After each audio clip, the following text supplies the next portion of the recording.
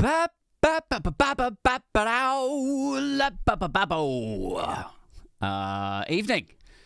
guys. How are we doing? What's going on? Hello to the people in the live chat. What's up to Lisa B, Billy Kershaw, Brian White, Jock Gitz, Richard's joining us. The Ambling Ayrshire Man is a name I've not seen in the live chat before, but hello to you also. Have we got anybody else there new I should say hello to? I can't see anybody else. Like, it's scrolled past me a little bit too quickly tonight. How are we all doing, though? Are we good? Are we surviving and thriving? Are we enduring, nay, enjoying our week? The last few days. What's up to Mojo Sabian's just joined. Tommy Lee Cadden, how you doing? Gareth is in the house as well. What's up, Gareth? I hope we're all faring well. I hope these troublesome times aren't troubling you all too deeply tonight. But yes, so welcome back to the show. Once again, those of you who are just joining for the first time, we do this every week. Every Friday night, 7:30, tune in for yours truly. We shall try to make sense of the senseless and light of your darkness once again. Cheers, guys. Tonight's show, got a couple of sponsors, actually. It's very, very exciting. A bit of a development in the Thompson stables over this way even. Tonight's show brought to you in association with Netanyahu.com, my favourite news site. I don't know where you guys go for your news, your developments, current affairs. The very latest in reliable news, Netanyahu.com/news, a post-truth, state-approved search engine for a time when no one can bring themselves to engage in reality. That's Netanyahu.com. It's my place to go for official news I can trust. News like... they were gonna attack us with nukes. It was gonna happen any minute now. It was gonna happen. Even though we dismantled their capability last year. Do you remember all of that? And we should attack them for the things they said about us, even though free speech till we die, etc. It's only words. Snowflake, snowflake. All of that. So yes, Netanyahu.com is our first sponsor tonight. As I say, really, really excited about these developments. Our second sponsor this evening, newspapers are a dying breed, guys, which is why they cling to hyperbolic, hysterical radicalism in a last-ditch attempt to hook in the gullible. They're a dying breed. So they are. But one newspaper I always swear by is not the Daily Telegraph. That's going to shock you. It's not the Daily Star. It's not the Mirror. It's not the Byfleet Sun. Or the Harlington Sun, for that matter. But the Mandel Sun. Go grab a copy this weekend if you've got any questions about any current affairs stories. Just throw them at this newspaper, the Mandel Sun. And the response is very likely to be, I had no idea. I had no idea. Was he doing that, was he? Oh, well, that's the first I've heard of it. I think really journalistic skill there at the Mandel Sun. I've got a copy of it here, actually, somewhere. They're doing a little competition this week, the way that a lot of these tabloids do. It's a special offer. You keep the coupons, you go into a draw, you win a little break or whatever. It says you can win a weekend break on a Russian yacht. Pretty good, isn't it? Or second prize is 2 weeks on Little St. Jeff in the Caribbean, whatever that is. But it sounds all right, doesn't it? Sounds like something worth winning, I would imagine. Anyway, those are our sponsors for this evening. I hope you are as excited about them as I am. How are the rest of you doing? Mojo Sabian saying the Skegness Inquirer. Whenever anybody talks about like the Inquirer, I always think of like the National Enquirer, and then how like all of the flag fuckers are banging on about like the National Inquiry. It became a sort of joke for a couple of weeks, like they're the National Inquirers. But it never really took off. I'm wasted here, unappreciated in my own time. But yeah, how are we all doing? Have we all had our fill this week of war and dystopia, chaos and mayhem the last few days? Every day is a gift, isn't it? A new delivery. It's like an Amazon guy rings on your doorbell. You run to go and see what package today has brought you. You open the door and it is just a bubbling cauldron of hot piss on your porch again. Probably carol singers either side of it or something. And then your mum pulls up in your driveway right at that moment, so you can't even pretend that you're out. Like, for fuck's sake. It's that level of gift arriving at your door every day in the news at the moment.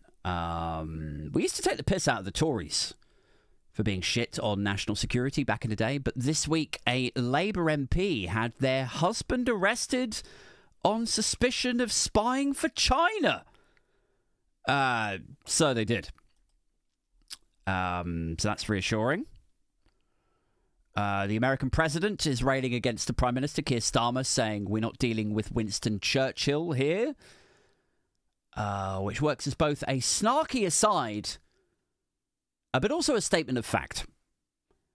So, you know, that's accurate to say. You're not dealing with Winston Churchill.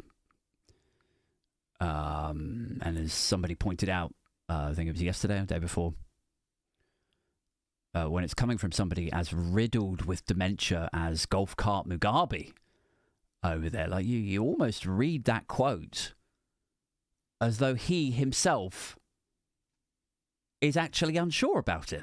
Don't you? I can't remember who was it said it now on Blue Sky the other day. It's like, you know, Donald Trump says, "Oh, we're not dealing with Winston Churchill here," but you read it like, we're not dealing with Winston Churchill here. Oh, that's not Winston. It's not. Okay, all right, fine. I was just checking. So the week's been a total fucking abortion once again, has it not? And all of that stuff I was just talking about, that is just like Monday and Tuesday. Or whatever. Today, more recently, I don't know if you saw it, but the latest steaming pile of Epstein Files just landed this morning. They've released those. The FBI, despite saying that they didn't have any more files and that other people were not in them and nobody could be charged and there wasn't anybody being compromised and all of that stuff, now they have released another deluge of them.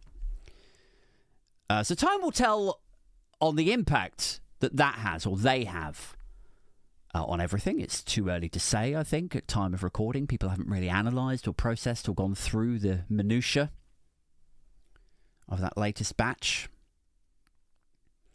I mean, you'd like to think that they might result in Trump being held to account, mightn't you? You know, there's always that hope, deep down.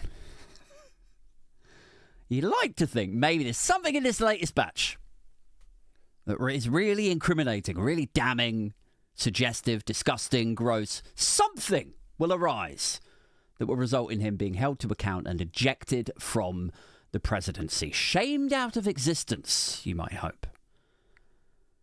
But we're not dealing with Richard Nixon here, are we? So yes, the latest dump of the Epstein Files just landed. Speaking of just landed, the first evacuation plane to leave the Middle East in Oman turned into a Jet 2 fucking nightmare a couple of days ago, with British citizens scared and desperate to leave. The consulate were advising them, told them where to go, locations, times, sending them texts and stuff. How do you get picked up? How do you get taken to the airport and all of that? But they ended up queuing for 4 fucking hours. 4 hours. Just to toss their bags into the luggage bit. That was the first bit of it. Then they got 2 hours stuck on a bus in Oman, roasting, apparently. Nobody's telling them what's going on. Nobody's giving them any further direction. What's the delay? Where are we going? Has something gone wrong? One matey told Sky News that it didn't feel organised at all. It was a total fucking shit show, he called it. Which is incidentally the byline for this podcast. Then they got sent off to some random hotel, apparently, because the pilot had done his hours already. He had been on the clock for a long time, and he needed to rest. So it was then total fucking bedlam for all of these people fleeing war. You know, I mean, that's a bad day, isn't it? Fleeing war, fleeing missiles and bombs. And then you get stuck in a queue and you got to wait at the fucking airport. That's a not fun Tuesday. But all of this was before, of course, the defenders of the Foreign Office were sent out to say, well, it's not the government's job to run flights to and from Oman, is it, The government don't run the airlines. How is this the government's fault, Adrian? People were clapping back at me online.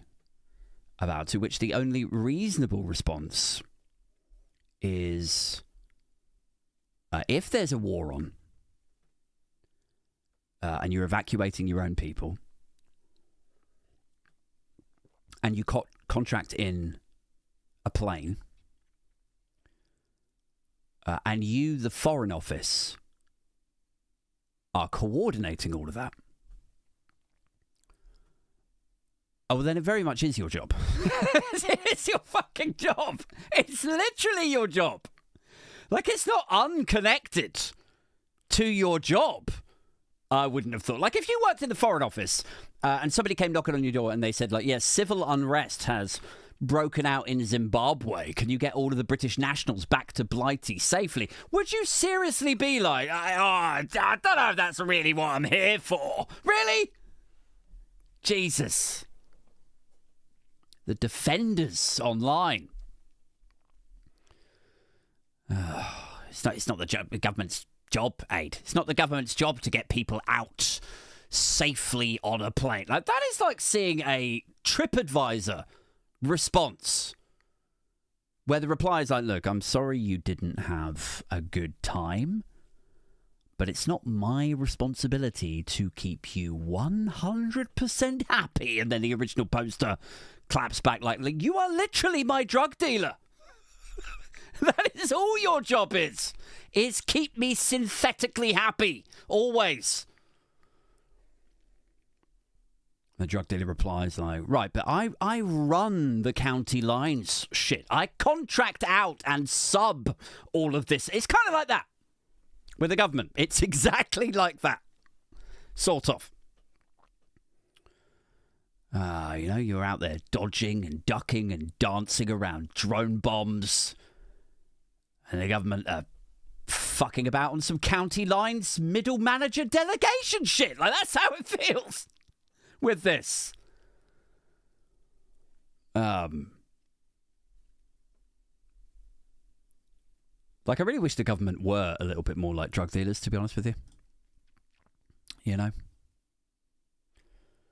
I mean, the Greens overtook Labour this week in the polls, so, you know, maybe we're not that far away from the government being a little bit more like drug dealers. I'm sorry, that was a low blow. That was a low blow to Zach and Hannah and co. It's buying into the tabloid criticism of them. It's dumb, and you deserve better. People, listeners, viewers.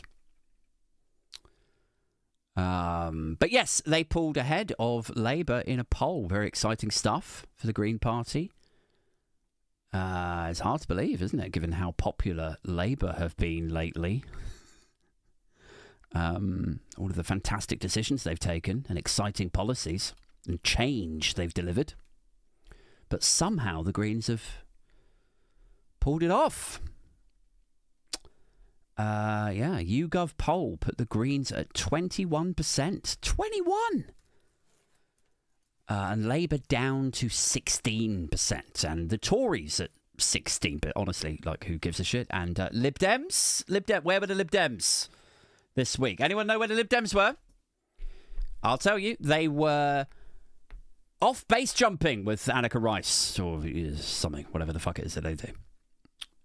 Meanwhile, depressingly, a majority of those polled in our first past the post system kind of style, majority of those polled responded to the question of who would you vote for if there was a general election tomorrow.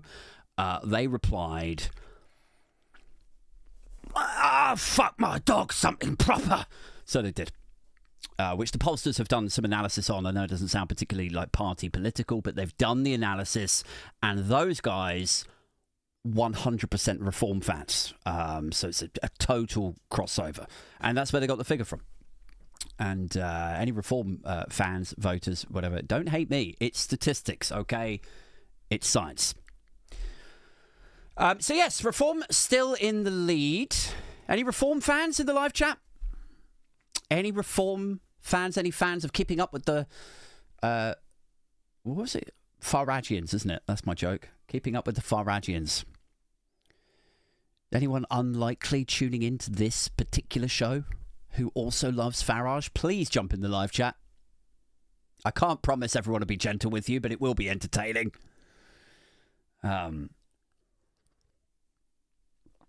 Reform's still in the lead, but Farage fatigue persists in plaguing them, does it not? Farage fatigue is a real thing right now. Why does it happen? Well, you know, it's happening because of all of the reasons that we have previously covered, like he's battling on all fronts now, left and right. Labour are trying to be him. Rupert Lowe and Tommy are trying to be worse than him.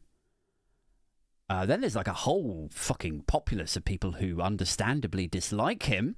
Nigel Farage, of course, we're talking about. Then you've got his Islamophobic base taking issue with him promoting people like Layla Cunningham, Zia Yusuf, Nadim Zahawi. But also this week, more interestingly, it's quite funny, really. Given that they have set out their stalls so many times with the grooming gangs thing.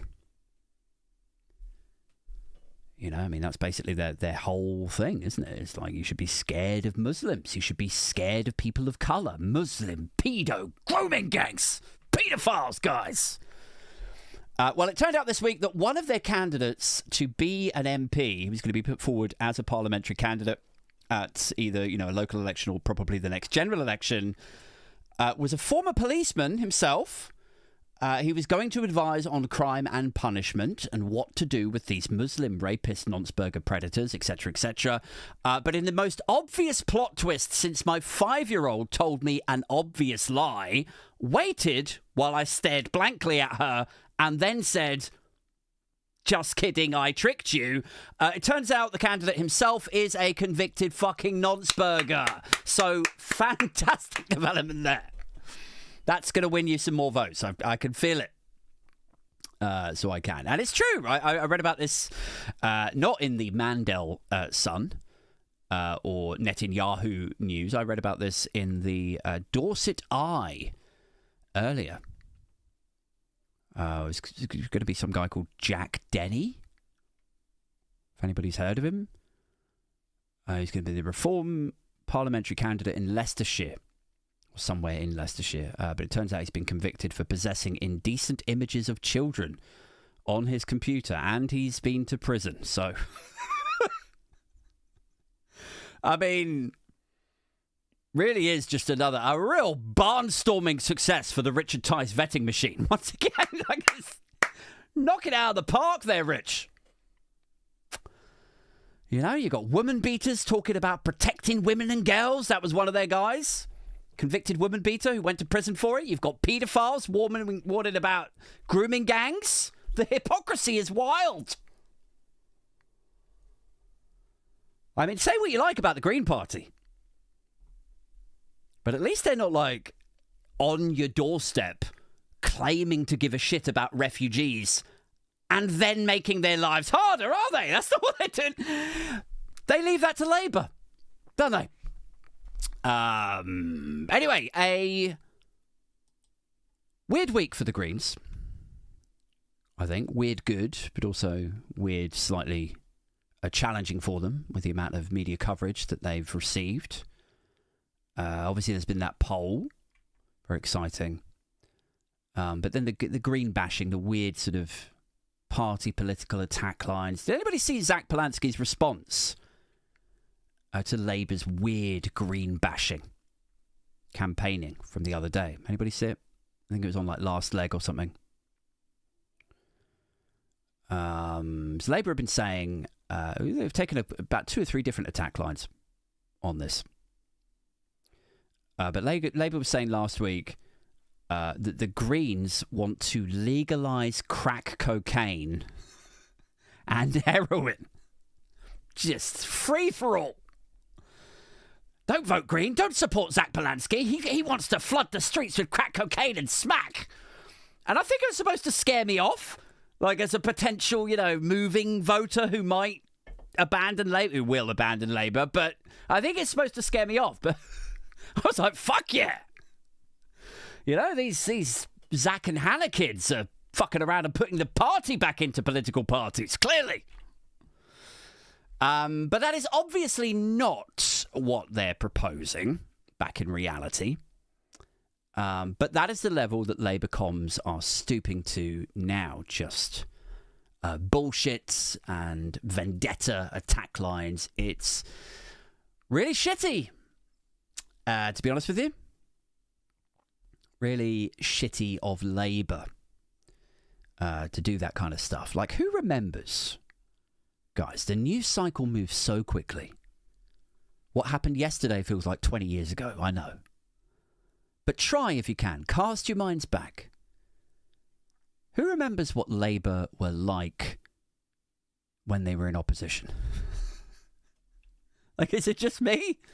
Who remembers what Keir Starmer and Labour were like when they were in opposition and they were all about integrity and a return to civility, accountability. But now they're in power. And it's basically just fucking CCHQ style shit. Isn't it? It's exactly the same kind of shit as you would expect from the Sunak administration or like Boris Johnson's lot. It's just lies and misrepresentations and vendetta PR. That's what it is. No point trying to sugarcoat it, is there? Call it something else just because it's Labour and it's not the Tories or it's not Reform. This is what it is. And it's easy to explain why it's like that. It's because Labour are just as enslaved to the finances as the Tories were. They're also completely out of options, mostly, or too cowardly to take them. They also have to raise taxes. The national debt isn't going anywhere. There's still a monstrous lack of growth. The press are still rabid. The bond markets will freak out if you do anything too radical. But when they needed your vote, they would tell you what you needed to hear. It was all visionary, wasn't it? It was all change. It doesn't have to be like this. There is another way. Vote for change. But now they're in power. I don't want to do anything, really, particularly. They don't really want to change much. They're quite happy how things are. They campaign in poetry, govern in prose, is the saying. Now they're like, we'll just wait it out. We'll just put a tax up here and then pull one down over there. We'll put a battleship here, but we'll stop a boat there. We'll just keep it all chugging along with no discernible changes to most people until we can just last it out, just tough it out to the next general election, doing absolutely fucking nothing until we get kicked out of power. And then what you've got is a perfect runway into that sweet, sweet speaker circuit cash. and let that shit all come rolling in. Like, I really feel like that is the career plan here for 90% of them. Your Wes Streetings, your Keir Starmers, Rachel Reeves, pretty much all of them. Like, the failure, the political failure, that's just them interning. That's just them taking a hit or two. Just tough it out for the next 3 years down the line. Then you really make your money. That's where your real job is. The not really achieving anything. That's just the medicine they've got to take until they get better in 2029 is how it feels. This is just how they're just taking a few hits until they get that sweet boardroom role at Goldman Sachs or $15,000 checks for speaking somewhere. Like, don't speak up or speak out about anything now, Keir, Rach, Shabana Mahmood. Don't speak out about it now. Not when you're in power and you could piss off the donors or spook the markets. No. That won't do at all. It's much better to wait a couple of years. Save your radical stuff for then. You know, just keep it down. Keep it on the DL. Like, be foreign secretary or chancellor or PM for a bit. Just so you have your name to it. Last out the 2 or 3 years for credibility's sake. Even if you exhibit no credibility whatsoever. Bizarrely, it will bring you credibility to your speaker circuit booking further down the line. Trust me, I know it makes no sense, but just wait, just hang in there, you'll see. And then you can go around the world talking about, you know, drug policy and wealth taxes and all of the rest of it after you had the opportunity to actually make a fucking difference. I mean, it really is rather piquant when one thinks about it. You'll be swanning around the world talking about wealth inequality after deliberately waiting to campaign about wealth inequality to enrich your fucking self. It's fucking perfect. When people come up to you and say, oh, you got to do something about wealth, you can say, I am my own. You know, don't waste all those sound bites and clever one-liners now campaigning about wealth taxes and drug policy and all the rest of it when you just get sacked from your job for it. For starting a politically inconvenient conversation about drugs policy or asylum or a wealth tax. Like, what's the point in that? You're just going to embarrass the Prime Minister with your drug conviction rate statistics. And then you'll just get removed in a reshuffle. You'll have achieved nothing. And you will have lost out on the after-dinner circuit and the boardroom role. How does that make sense? No. You haven't thought this through, son. Bide your time now. Do nothing. Rehash the same lines again and again. Drugs are harmful. Drugs ruin lives, etc., etc. Just do the same as every other fucking party does. Your Sunaks, your Johnsons, your Liz Truss. And then later on wax lyrical about how you wish you had been braver when you had your hands on the levers of power. That's the route. That's the route, guys. Like, what do you want to be? Do you want to be brave and broke? Or regretful and rich? Choose wisely, guys. Because, believe me, regret sounds bad. But it can definitely be more palatable than brave and broke. Regret has a negative sort of feel to it, negative connotations. But regret, I reckon, could be pretty fucking manageable when the thing you are regretting ultimately saddled you with that penthouse you're in, with your magnum of Moe. Like, it's regrettable. It's regrettable that I didn't say at the time that the war on drugs is a failure when I was Home Secretary. But do I bitterly regret being a coward about it, being called a bellend for all those years and mocked on the panel shows when I was in power, toughing it out, but ultimately staying in post to cement a marketable tenure on the dinner circuit? Like, do I bitterly regret that? tips back his flute of champagne in his penthouse in Mayfair. Well, regret has layers to it.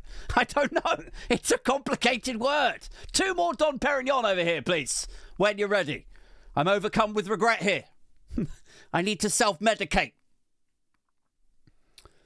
I mean, the obsession with the Greens drugs policy is just, by itself pretty funny, in my opinion. Like, I had to look into this on my lunch break earlier, and it's basically that we shouldn't criminalize people for doing drugs. That's basically the substance of it.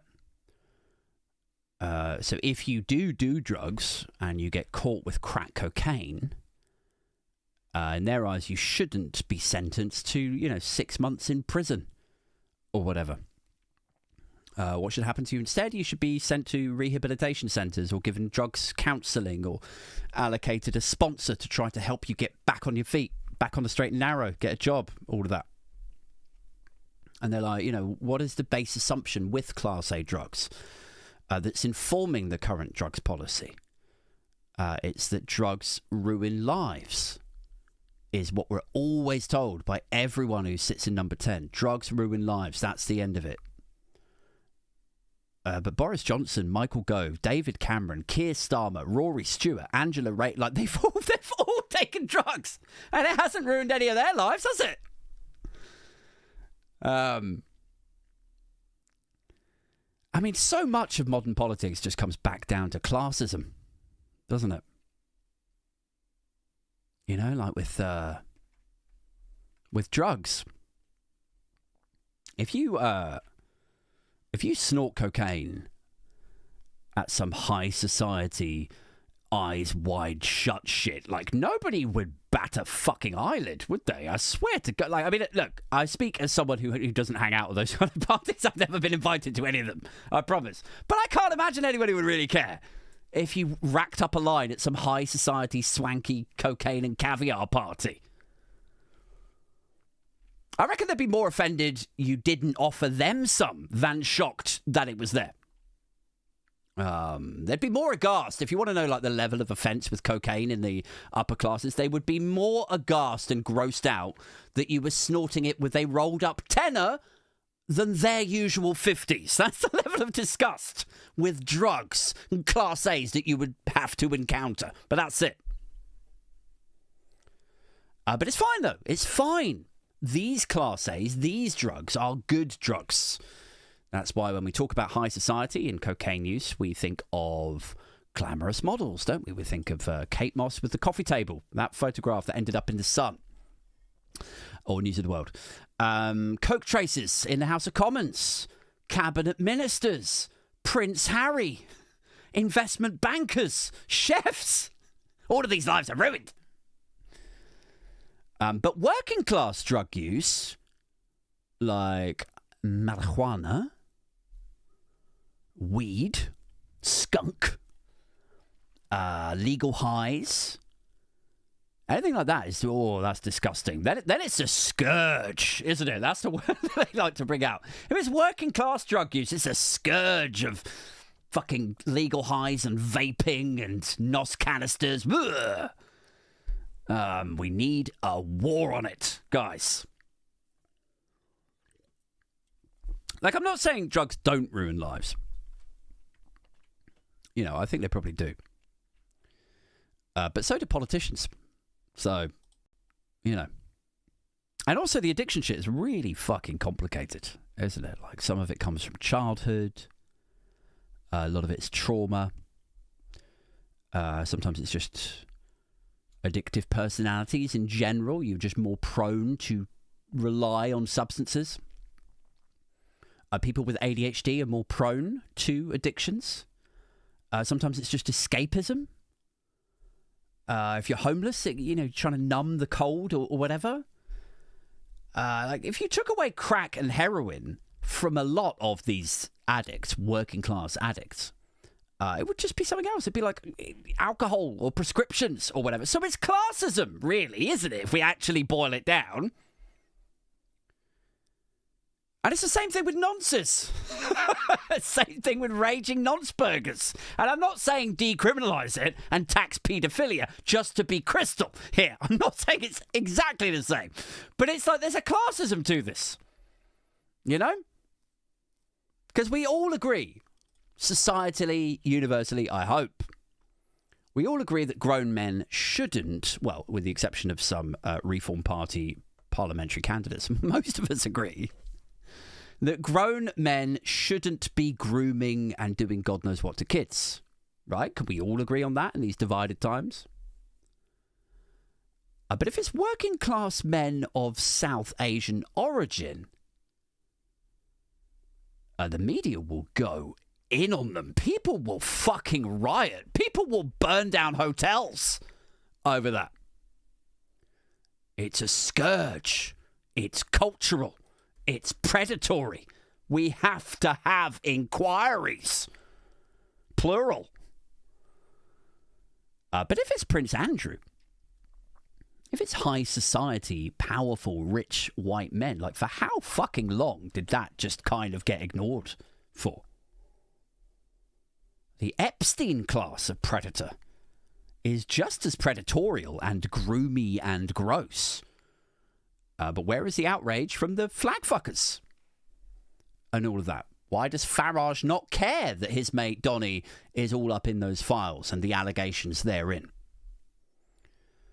When we talk about predators versus predators, like there's the anger, the hotels, the flags, all of the rest of it. But even now, I swear to God, you would get callers phoning into LBC who will say, well, those girls, yeah, they knew what they were doing.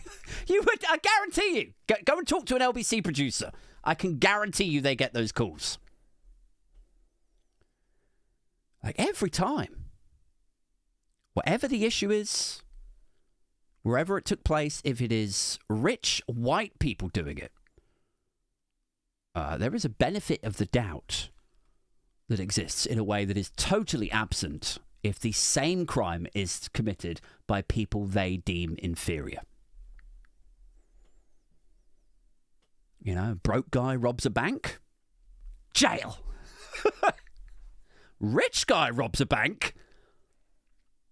Can we take away Sir Fred Goodwin, sir, from him? It feels like a fitting punishment for destabilising the UK economy. Take away his sir. Broke people betray the country? Everyone's like, deport them! Deport, send them to a camp, send them to Rwanda. Traitors! That's what happens when broke people betray the country, or are perceived to have betrayed their own country. Rich guy betrays his own country. Can we take away Lord Mandelson's lord? Can we ask him nicely when he would like to come in to be arrested? It's classism. Like, whatever the issue is, however you boil it down, it always comes down to the poor people are vagrants and what they do is way worse. And when rich, white, powerful white people do it, it's like, it's not so bad. How bad can it be if these guys are doing it? Like, I don't know if anyone listens to this who is in charge or who has any say or sway in how these things are handled. But the only time and I suspect the rest of the listeners and people in the live chat probably agree with me on this, the only time that taking away somebody's title is an appropriate course of action or punishment is if you catch your wife cheating on you. And then you take away the missus and put her straight back to Ms. or Miss. Oh, no, but that is it. That's the only time when taking away a title is a fitting punishment. What else is going on? What else is happening out there in your peripheries, on your timelines? What else is troubling you, people? Talk to me. I am figuratively and physically all ears. Let's jump back to the chat. Have I missed any super chats or anything? Don't think I have I? My God, no super chats so far. Not that I'm begging. Keep your money. It's fine. We had a triple-decker set of tap dancing tosses this week. Don't know if anybody's aware of that. I was talking about it on Blue Sky the other day. 3 different people, all seemingly vying for the award. Should we dish it out now? Should we do it quickly? Now let's fucking do it, shall we? Here we go. For those of you who are unaware of the Tap Dancing Tosser Award, this is an award, a sort of, imagine it as a statuette. We dish it out to people who I feel have adequately performed their own stupidity, their own bellendry over the last week's news. It's the Tap Dancing Tosser Award. Join me now. Well done. That's absolutely pathetic. Okay, so the other day, friend of the show, Darren Grimes, one of my favourites, guys. A lot of people give him shit, but I actually think he is one of the UK's most talented visual editors, because he spent the early part of this week manufacturing. 1,972 super chatted $2.67. Booch. Thank you very much for that. Interrupted by super chat. Thank you very much, Yuri. What was I talking about? Oh, yeah. Okay. Darren Grimes. So, a very talented visual editor, after he spent the early part of this week Oh, Jesus. At Brian White, 9,652 super chatted $6.69. Jesus, Mary, and or Joseph. Okay. He says with a mouthful of beer. Thank you very much, Brian White, for the super chat there too. Honestly, it's fine. You don't. Nobody needs to be tipping or like super chatting. I mean, I'm very grateful. If you want to throw money at me, I'll do a little tit dance for you. Like, I have no integrity or dignity here. Let's fucking get this party started. Ideally, without the aid of crack and heroin. But let's see where the evening goes. Right, Darren Grimes. Back to the point, Ed. Darren goddamn Grimes. He spent the early part of the week generating AI images of brown people getting off a bus in Durham. So he did as though this was happening, which of course it wasn't. As an AI image, he typed in text to fucking image and grok or whatever, South Asian men getting off a bus in a place that's supposed to look like he just went out of his way to make it so that then he could get all angry about it. Sort of straw manning in the digital age, isn't it? That is the level of cretiny that we're dealing with here, is that they want to manufacture their own single-digit IQ paranoid racism and use it as a self-published invite to themselves to come on in to the racism tent again. That's basically what we're doing here, Darren. Come on into the racism tent. Sing us the hits. Here's the mic, mate. You know all the words. Britain is full. Undocumented men, undocumented migrants, thingies, etc., blah, blah, fucking blah. Every time. So Darren Grimes has adequately performed his bellendry once again. Did he ever stop?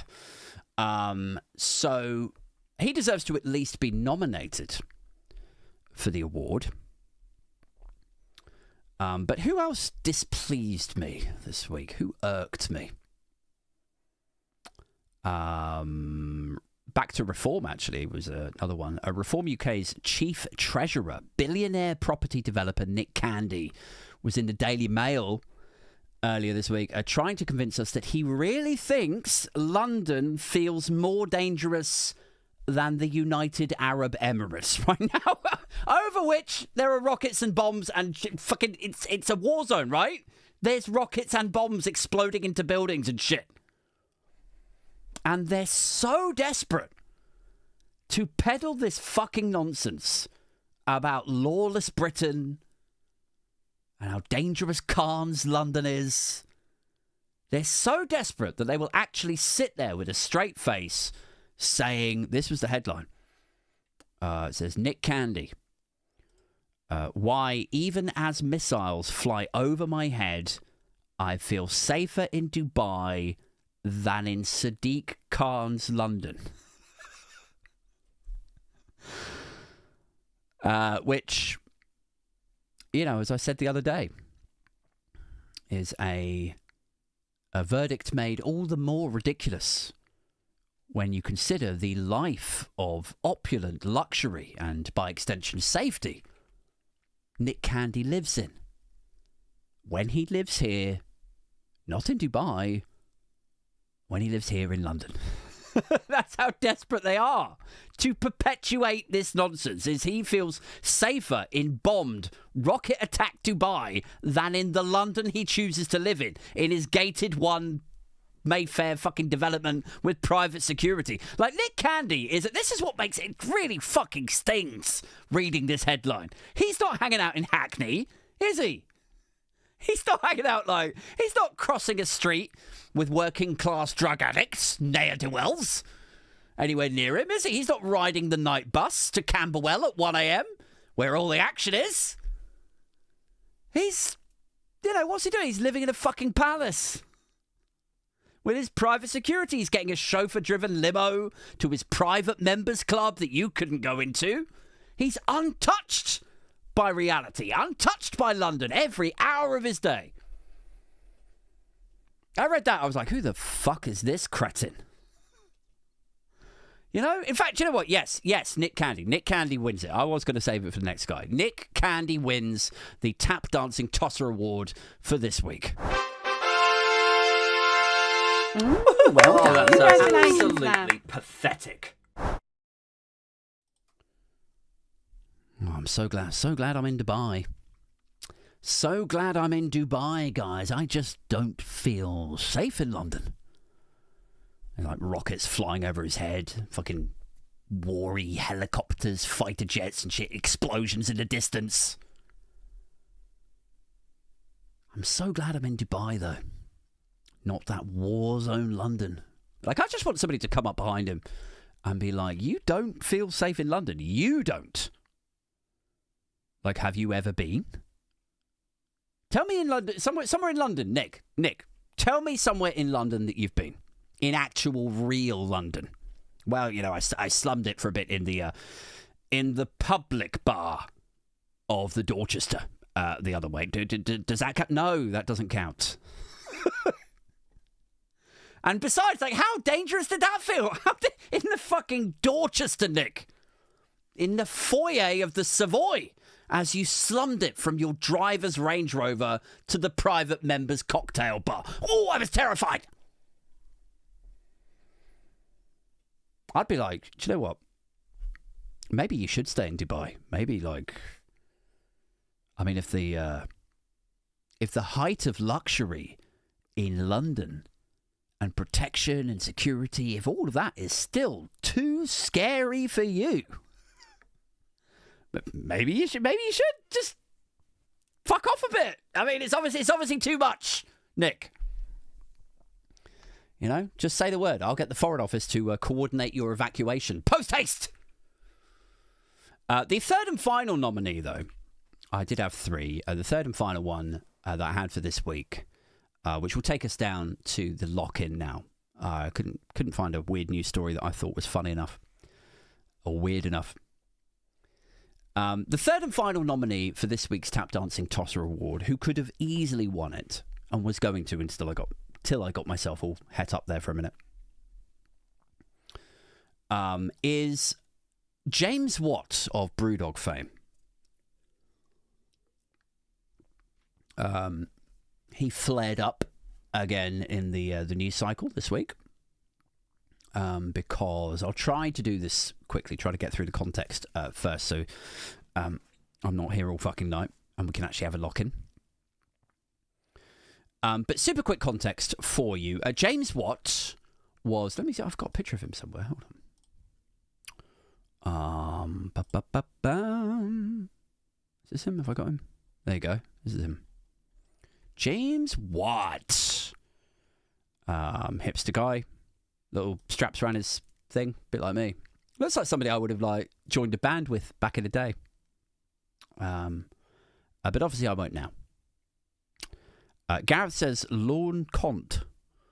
I don't even know. What does that? Sit Dani Gid with Nosma. What does that mean? What am I saying? What am I saying that now needs to be translated? James Watt. Sorry, get back to the topic, Aid. James Watt was the founder and CEO of BrewDog back in the day. I'm sure you guys know this. But just for the benefit of those who do not, he and his mate grew it from a garage up in Scotland into a multinational commercial brewery, complete with a bunch of bars. You might have seen them. Oh, shit. Gone back to my images thing. Complete with a bunch of bars that you may or may not have seen or spent time in. And then he found himself engulfed in accusations of sexual harassment and presiding over a culture of toxic behaviour, so said Panorama. They tried to expand a little bit too quickly. They hit some issues. They wanted to take over the American market. Wasn't very successful. They trashed their commitments, or some of their commitments, to their employees. They got rid of paying like a real living wage, and they went back down to the minimum wage, even though the board were worth, tens of millions of pounds. So not particularly good PR, and especially within the market demographic that they were going for, right? Young, progressive, craft ale drinkers. So that, in conjunction with his reputation for the accusations that he was facing and his public profile, it kind of soured their business profile. People stopped drinking in there. They weren't buying it so much. Plus, all these other competitors sprang up. So far, so boring. I know. But he gets to the point where he's like, okay, do you know what? Maybe it's time to step down. And this is where it gets funky, guys. Because he did that thing that all of these CEOs tend to do when they get in a spot of bother. Particularly when they're a founder, is they say, okay, I've listened, I understand the depth of feeling, I owe it to my employees and the board, this is a great company and I trust Joe Bloggs, who will now take it forward, I'm going to step back, right? But he still kept all of his shares, because of course he did. He's not just going to give away that money, is he? Built it from the ground up. He's like, okay, I don't need to be CEO. You can run it. You can have the stress of the public profile, but I'm still going to be monstrously rich. Of course I am. So the whole time BrewDog was becoming successful and growing, before they hit the skids, they did this Equity for Punks initiative where people could buy into the company. They'd get invited. There's certain benefits, right? They get invited to the brewery. I think there were some gigs as well, like in the brewery. I knew one guy who invested in BrewDog back in the day. And the vibe that I got when he explained it to me, it's like a sort of glorified Patreon kind of thing. Like you sign up or you invest, you put in a little bit of money and they invite you to these events and you get to feel a little bit special, like you're part of the club. Incidentally, join the fucking Patreon, you lot. Come join the club. Join BrewDog. Be at one with the cult of BrewDog because it's cool and it's beer. And people signed up and they wrote raps about it and performed their raps on the BBC documentary. And they got tattoos of BrewDog. A bit like Stu. Yuri in the chat tonight has got a tattoo of Booge on his hand. Maybe we're not that different to BrewDog after all. I mean, is this a toxic work culture? Does it feel toxic to everyone? I don't know. Maybe I should step down and keep all my shares. So people signed up, apparently quite a lot, and they invested, more importantly. They had equity in the business, Equity for Punks. Now, what transpired this week? 8. Why is he all up in our grill again? James Watt and his partner, remember there was 2 of them running this business, they sold about 20% of the business about 3 or 4 years ago when they were struggling off the back of that American expansion. They sold, let's say a fifth of the business to an investment consortium, and the value of some shares within that deal... Fuckery here. Be warned. Here's a disclaimer. Be warned. Prepare yourself for fuckery. The value of some shares, like segregated shares with different values and different importance levels. Some of us are more equal than others. That kind of vibe. The value of some shares were weighted differently to others. And I'm not an investment guy. Maybe this was told to the Equity for Punk lot.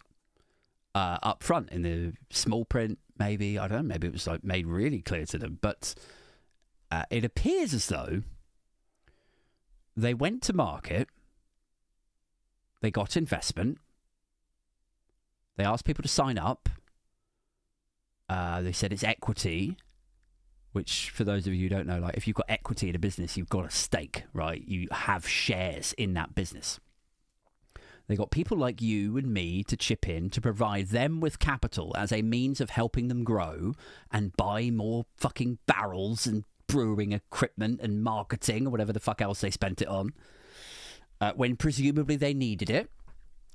And then when it actually came down to it, to cashing out further down the road, after the Panorama shit, after the expansion problems, they sold 20% of the business to this suite of fucking multi-millionaires, and those multi-millionaires were given more important fucking Nick Candy level VIP shares. Is what, like, take your little piddly speed snorting grooming gang shares. You fuck off with them. These were cocaine and private plane, Epstein class, super shares, so they were.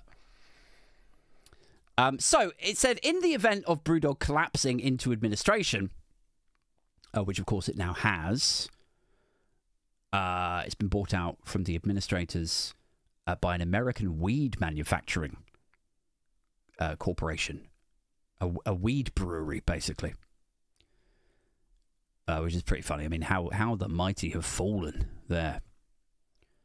You know, the Super Share Brigade going cap in hand to the Rolly and Rizzlers crew. I mean, that's...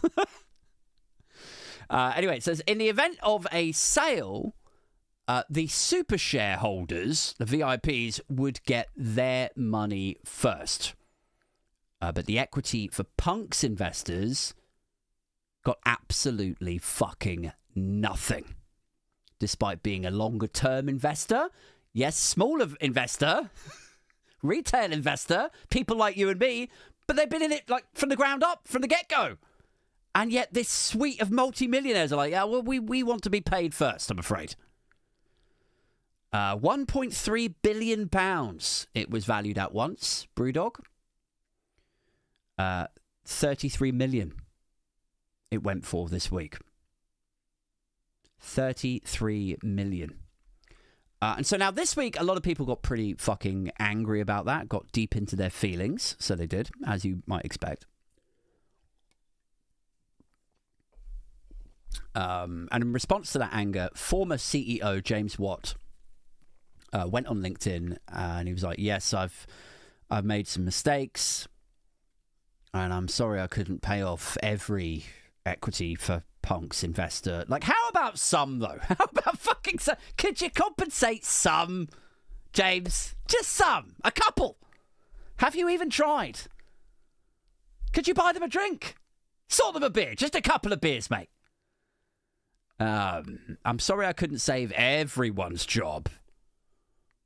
Was, you know, the vibe of this thing. Sorry, it's really got me cut up. You know, I'm really feeling funny about this.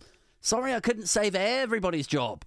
I thought about it for a second. I thought about it just before I put my pen to that deal and agreed to weight different shares differently. I kind of thought about trying or pushing back on it. But I'm sorry, thinking didn't get us to where some of you would have liked this deal to have ended up. I'm sorry I couldn't save every job. Like, you sold them all out, man. You sold them all out. All those people that believed in you, put their money, their equity for Punks in your idea. You sold them all out when you cashed out for your 100 million. 100 million pounds they got. 100 million pounds. You fucking bellend. And he's like, you know, the fact I couldn't save everybody's job or compensates everyone in the Equity for Punks program, I mean, that is something that will stay with me. That's what he said. I'm like, that's going to stay with you, is it? Do you regret it? Do you? How much? How regrettable is this for you, James? In your penthouse with your Don P and your fucking wife off Made in Chelsea. Is it regrettable? Is any of this regrettable for you? Oh shit! I was going to do the poll, wasn't I? Right. So I got 2 polls running tonight, and then we will break this down for the lock-in. Okay. Oh, what's up, Mick? Mick Whitnell is in the chat also. What's up, Mick? How you doing? Right. Let's get to the goddamn poll for this week. Now, look, guys. Excuse me.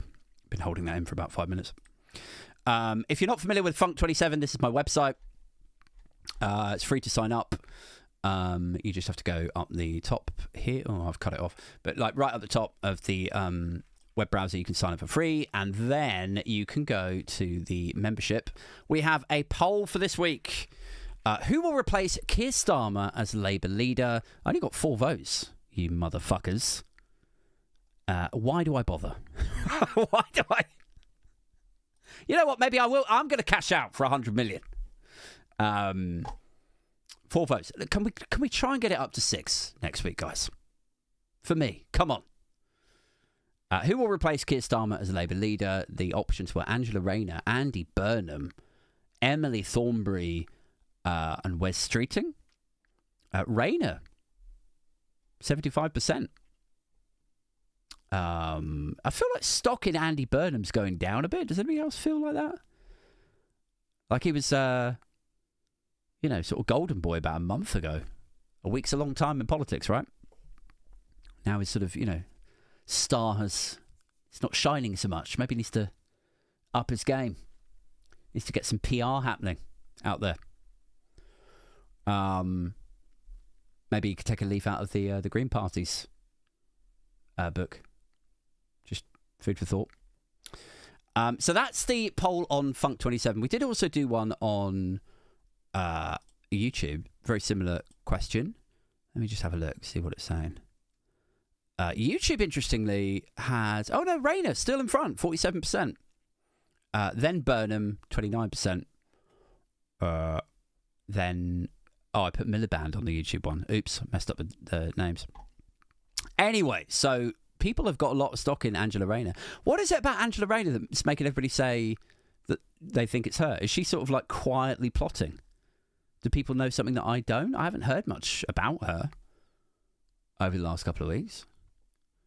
Drop it in the live chat, and maybe we could talk about it now on the lock-in. But for now, that's it for the podcast proper. Now we will break it down. We're going to wind it down to a nice, chilled out lock-in. It's just me this week. Normally I get my son in here, right? And but he's staying over at his friend's tonight, so I might do a ad hoc impromptu live stream with him tomorrow. We'll see if he behaves himself tomorrow. But yes, that's it for this one. That's it for the podcast. Let's break it down into the lock-in. If you're listening on Spotify or Apple, see you next time. Otherwise, let's get this green party started without heroin and crack. Okay, here we go.